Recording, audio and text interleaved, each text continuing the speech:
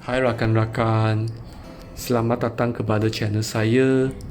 Hari ini saya nak berkongsi sikit ilmu cara menggunakan carta Pareto untuk menambah baik pencapaian dan prestasi di tempat kerja kita ataupun di sekolah ataupun untuk perniagaan kita. Okey, sebelum tu mari kita bayangkan kalau kita memiliki sebuah bengkel bagi kereta kita fahamlah nak menguruskan sebuah bengkel kereta tu bukan senang. Dan bayangkan satu hari kita jumpa keuntungan kita merosot secara mendadak. Apa yang kita perlu buat?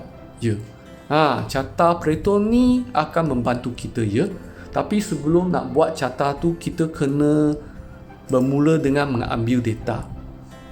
Tapi macam mana ambil data kalau kita tak tahu apa yang nak ambil kan? So sebelum tu kita kena fikir sikit apa sebenarnya sumber pendapatan di bengkel kereta tu Mungkin selepas kita buat analisis kan, saya bagilah sikit contohlah dekat sini kan. Ada 4 jenis sumber pendapatan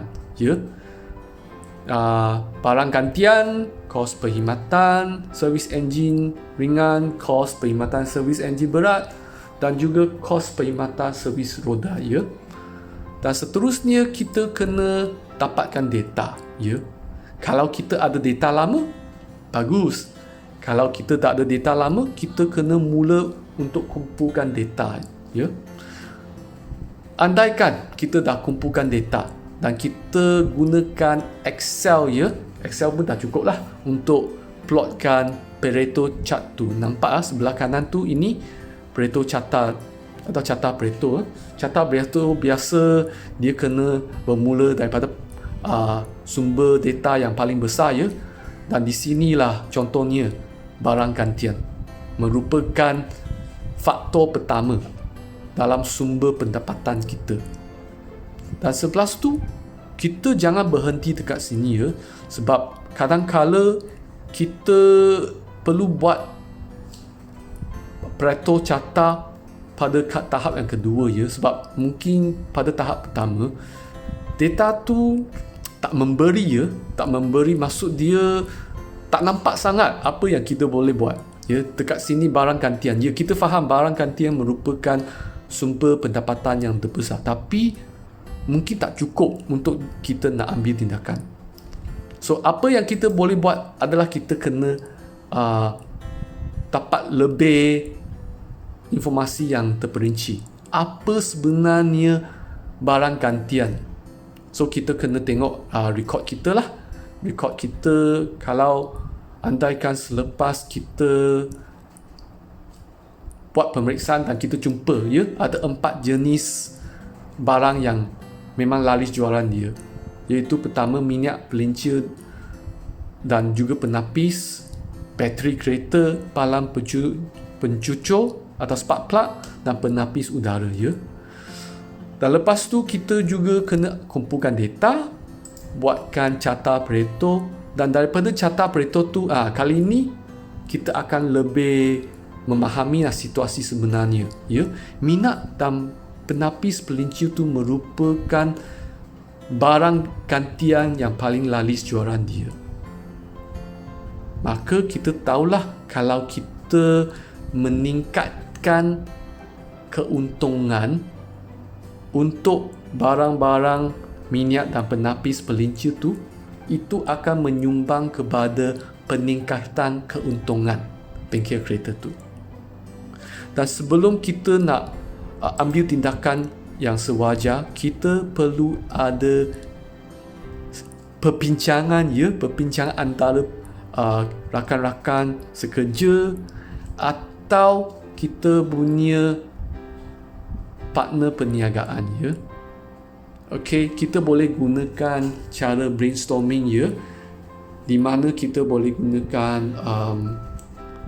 papan hitam ke papan putih ke, atau gunakan yellow sticky atau pelekat kuning untuk kita letakkan semua jenis idea kan. Tapi saya sarankan kepada rakan-rakannya, masa kita jalankan sesi brainstorming ni, ada kriteria yang penting, 3 kriteria, di mana pertama, perbincangan kita tu kena terbuka. Jangan ada sikit permusuhan atau macam mana, kena terbuka, kena positif. Jangan menolak sebarang idea, kan? Walaupun idea tu kecil, tapi mungkin kadang-kadang idea tu bagus juga, kan? Dan adalah penting untuk semua orang menyumbang dalam memberi idea, ya. Sebab pentinglah kalau ada setengah pihak yang duduk dekat sana tak bagi apa-apa sumbangan, dia akan buat sesi brainstorming tu macam tak menggalakkan, ya. Selepas kita dapat idea, ya, yang penting adalah untuk memastikan semua orang setuju dengan apa yang kita nak buat. Kita boleh gunakan cara voting, ya, untuk nak dapatkan suara yang terbesar. Tindakan yang mana yang paling diterima oleh semua rakan-rakan sekerja, ya, atau partner-partner bisnes atau partner-partner perniagaan. Lepas kita ambil tindakan tu, akhir sekali kita boleh terima kita punya hasil dengan keuntungan kita meningkat, ya. So, secara rumusannya rakan-rakan, cara penggunaan Pareto ni saya boleh dibahagikan kepada 6 langkah. Langkah pertama, fahamkan apa sebenarnya cabaran kita dan apa sebenarnya kita nak capai, kan? Selepas tu, kumpulkan data dan pastikan data kita ada pengelasannya supaya senang untuk kita buat analisis nanti, ya. Jangan semua jenis data pun kita ambil, tapi bila kita nak buat analisis, beraneka jenis data sampai kita pun dah jadi kelang kabut, ya. Lepas tu, plotkan carta Pareto tu, fokus kepada isu atau hal yang paling besar atau ketara. Buatlah perbincangan bersama dengan rakan-rakan sekerja atau partner-partner bisnes, kan, dengan cara brainstorming. Akhir sekali, dengan tindakan yang semua pihak setuju, kita ambil tindakan tu, pastikan tindakan tu dilaksanakan dengan sempurna, dan akhir sekali kita akan terima hasil yang kita nak tu. Itu saja. Saya harap video ni membantu. Terima kasih rakan-rakan.